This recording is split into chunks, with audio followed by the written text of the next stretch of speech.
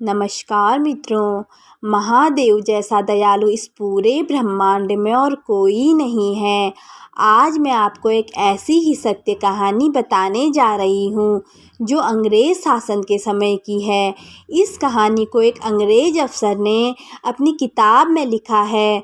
पूरी कहानी जानने के बाद आपको यकीन हो जाएगा कि भक्ति में बहुत शक्ति होती है और सच्चे मन से महादेव को याद किया जाए तो महादेव जरूर आते हैं। यह अद्भुत घटना इसी बात का जीता जागता प्रमाण है। तो आइए जानते हैं कि कैसे भगवान शिव अपने भक्त की रक्षा के लिए अफ़गानिस्तान पहुंच गए थे। यह घटना है तो बहुत अद्भुत, लेकिन बिल्कुल सच है। यह उस समय की बात है जब हमारा देश अंग्रेज़ों का गुलाम था। उस समय हमारे देश में अंग्रेज़ों का शासन हुआ करता था। एक अंग्रेज़ अफसर लेफ्टिनेंट कर्नल मार्टिन उस समय मध्य भारत के मालवा में तैनात थे। यह बात है वर्ष 1879 की। इसी वर्ष अफ़गानिस्तान में अफ़गानों के मध्य युद्ध आरंभ हो गया था।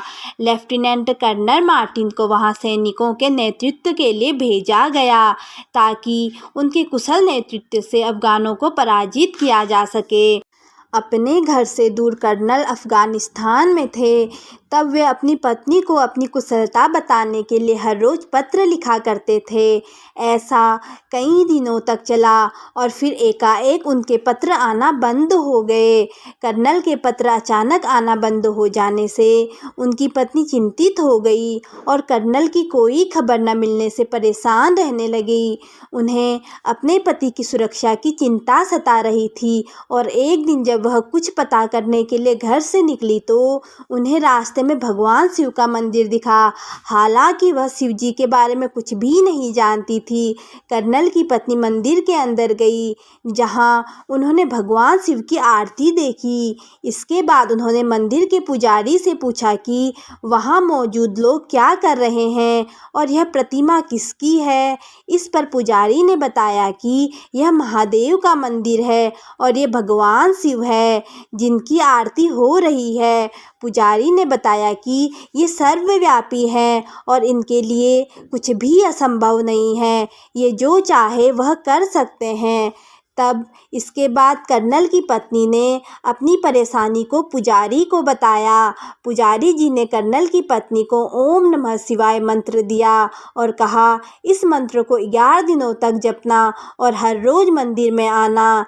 यह लघु रुद्र अनुष्ठान है। कर्नल की पत्नी हर रोज़ महादेव के वैद्यनाथ मंदिर आती और वहीं बैठकर मंत्र का जप करती और भगवान शिव से अपने पति की रक्षा करने के लिए वरदान मांगती रहती। हर रोज़ मंदिर जाने से कर्नल की पत्नी भगवान शिव के बारे में बहुत कुछ जान गई और उनकी भक्ति में ही लीन हो गई। कर्नल की पत्नी ने 11 दिनों तक भगवान शिव की पूजा की और ओम नमः शिवाय मंत्र का जप किया। बहुत दिनों से कर्नल मार्टिन के खत नहीं आ रहे थे, लेकिन 11 दिनों का अनुष्ठान खत्म होते ही 11वें दिन कर्नल मार्टिन का खत आया। खत देखकर उनकी पत्नी की खुशी का कोई ठिकाना नहीं रहा। खत आने का यह मतलब था कि उनके पति जिंदा हैं और जब उन्होंने उस खत को पढ़ा तो वह फूट फूट कर रोने लगी और उनके होश उड़ गए। उस खत में कर्नल मार्टिन ने वह बात लिखी थी जो उनके साथ अफ़गानिस्तान में युद्ध के दौरान हुई थी। यह कोई साधारण घटना नहीं, एक अलौकिक घटना थी। कर्नल मार्टिन ने उस खत में लिखा था कि मैं तुम्हें हर रोज़ खत लिखता था, लेकिन एक दिन हमारी सेना को अचानक पठान मुस्लिमों ने चारों ओर से घेर लिया। इस कारणवश मैं यह सभी खत भेज नहीं पाया।